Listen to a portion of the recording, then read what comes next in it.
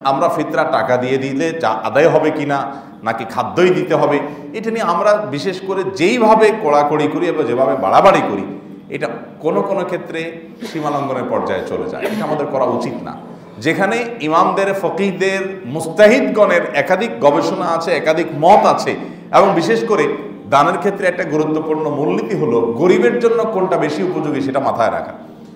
আমি সৌদি আরবে দেখেছি, সেখানে সাধারণত সবাই খাদ্য দিয়েই দেয়, নগদ টাকা দিয়ে দেওয়ার কালচার নাই, কারণ সেখানকার ওলামা ইকরামের ফতোয়া হলো নগদ টাকা দিয়ে আদায় করলে ফিতরা আদায় হবে না। তো যার কারণে তারা খাদ্য দিয়েই দেয় সবাই। এই খাদ্য দিয়ে দেওয়ার ফলে যেটা হয়, চাউলের বস্তা থাকে 3 কেজির, বিভিন্ন প্যাকেজ থাকে, একটা ফ্যামিলির কয়জন মেম্বার সেই অনুযায়ী প্যাকেজ করা থাকে। সকল সুপার শপে রমজানের শেষের দিকে, শেষ 10 দিন এসে এই ফিতরার চাউল ভরে যায় সব দোকানগুলোতে, মানুষ কিনে কিনে সেগুলো দেয়।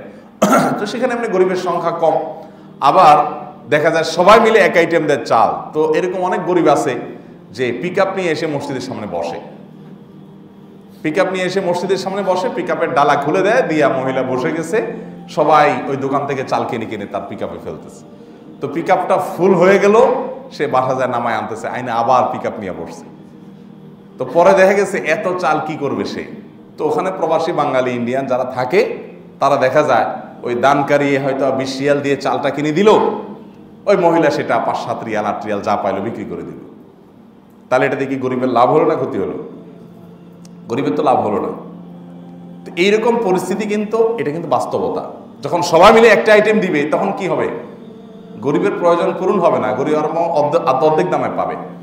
তো সেই বাস্তবতা মাথায় রেখে যদি মূল্য দিয়ে, টাকা দিয়ে ফিতরা আদায় করা হয়, অনেক ইমামদের মতে আদায় হবে, ইমাম আবু রহমতুল্লাহ সহ আরো অনেক ইমামদের মতে আদায় হবে।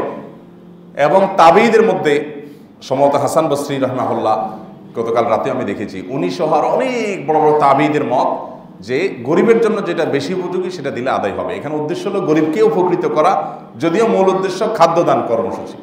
কিন্তু যদি আপনি সরাসরি খাদ্য দিতে পারেন, তার কি নিড আছে সেটা জেনে আপনি খাদ্যটা দিতে পারলেন, তো সেটা হলো সোনার উপর সোহাগা, সবচেয়ে বেটার, যেটা আমি নিজে করার চেষ্টা করি আলহামদুলিল্লাহ। আমি সাধারণত যেটা করি প্রতি বছর, জাস্ট অভিজ্ঞতা শেয়ার করা, আমরা চাইলে আমল করতে পারি যে কোনো একটা গরিব পরিবারকে বেছে নিয়ে সেই পরিবারে যা যা মূল খাদ্য আছে, হয়তো ধরুন 10 কেজি চাউল, 2টা মুরগি, কিছু সেমাই, কিছু চিনি, যা যা ঈদের দিন একটা পরিবারে লাগে, 1-2 কেজি আতপ চাল, সব কিছু কিনে একটা পরিবারকে সম্পূর্ণ কমপ্লিট একটা প্যাকেজ দেওয়া। ইসলাম আপনাকে এটা বাধ্য করে না, এটা নিজে থেকে আপনি আরো বাড়িয়ে দিলেন, যাতে করে একটা পরিবার ঈদের দিন খুব আনন্দ করে খেতে পারে। এই সুযোগ আছে। আমাদের আশপাশটাকে একটু আমরা খেয়াল করি, আমরা নিজেরা শুধু বরিভোজ না করি, আশপাশটাকে খেয়াল করি। অনেক মধ্যবিত্ত, নিম্ন মধ্যবিত্ত আছেন যারা মানুষের কাছে হাত পাততেও পারেন না, মুখ ফুটে বলতেও পারেন না, আবার কষ্ট সইবার মতো অবস্থাও নেই। আমাদের দায়িত্ব হলো আমাদের আশপাশটাতে খেয়াল করা, যে আমার আশেপাশে প্রতিবেশী যারা আছে, অনেকে শুধুমাত্র আত্মীয়-স্বজন দেখে দেয়, আত্মীয়-স্বজনকে অগ্রাধিকার দিবেন, এতে কোনো সন্দেহ নাই, এতে কোনো সমস্যা নেই। কিন্তু আত্মীয়-স্বজনের পাশাপাশি প্রতিবেশীদের প্রতি আমাদের বিশেষ খেয়াল থাকতে হবে, সেটা আমরা যেন করার চেষ্টা করি। আল্লাহ আমাদের সবাইকে তৌফিক দান করুন।